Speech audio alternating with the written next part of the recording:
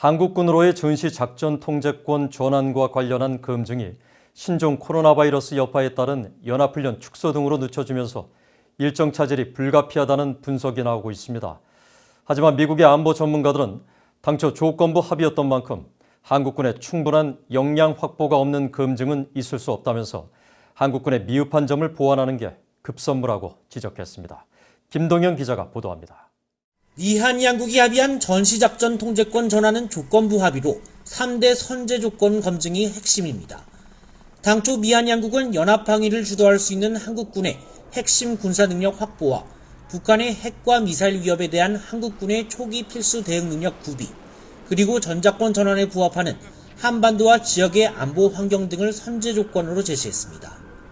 특히 이번 미한연합훈련에서 제외된 미래연합군 사령부의 완전 운용 능력 FOC 검증은 3단계 중 2번째로 연합군의 실제 지휘 통제 역량 확보 여부가 핵심 검증 대상이었습니다. 한미연합사령부 작전참모를 지낸 데이빗 맥스웰 민주주의 수호재단 선임연구원은 VOA에 한국군의 미흡한 준비 상황을 봤을 때 이번 연합훈련에서 FOC 검증을 하지 않기로 한 결정은 옳은 선택이었다고 평가했습니다.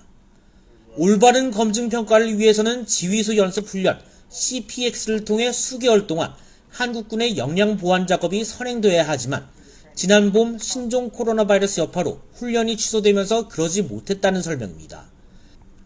그러면서 한국 정부가 임기 내 달성이라는 시한에 초점을 맞춰 형식적인 검증 작업을 강행했더라면 미래연합군 사령부의 신뢰에 손상 갔을 것이라고 지적했습니다.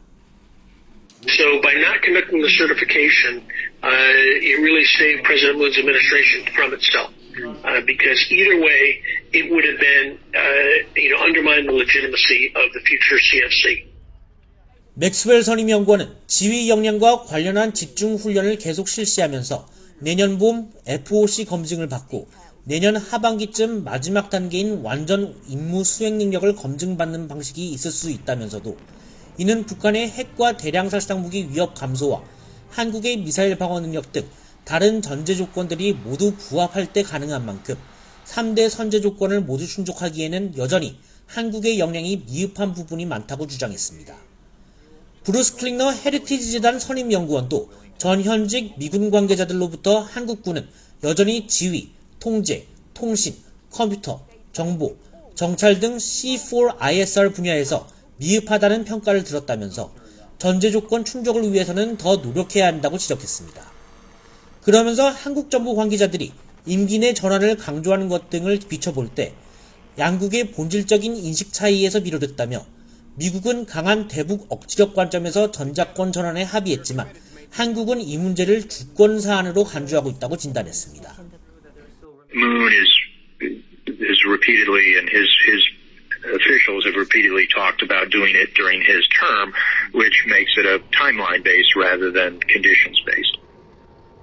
브루스 베넷 랜드 연구소 선임 연구원은 신종 코로나 바이러스 여파는 궁극적으로 백신이 나오지 않는 한 지속될 것으로 전망되는 상황에서 검증 과정은 내년에도 쉽지 않을 것으로 내다봤습니다.